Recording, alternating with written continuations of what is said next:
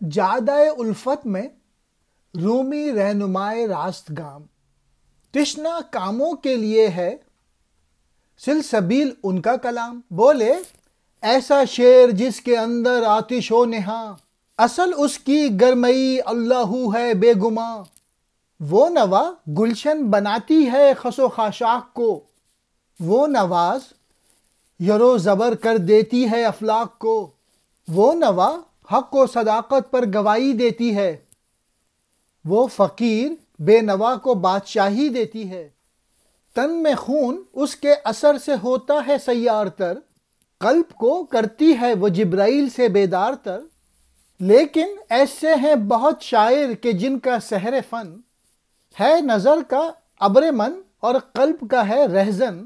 ہند کا شاعر خدا اس پر یہی احسان کرے، لذت گفتار سے اس کو تہی داماں کرے۔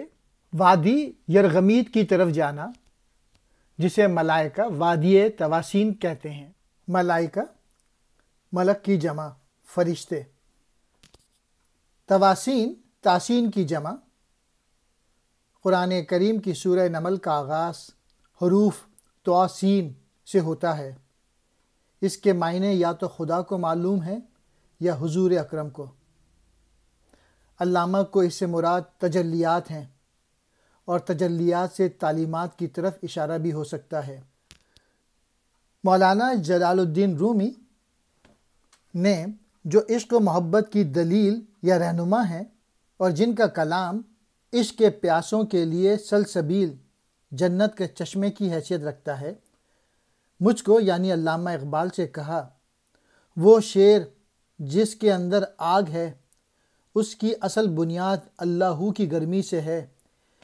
ایسی نوا ایسی شاعری خاشاک کو گلشن بنا دیتی ہے اور افلاک کو درہم برہم کر دیتی ہے۔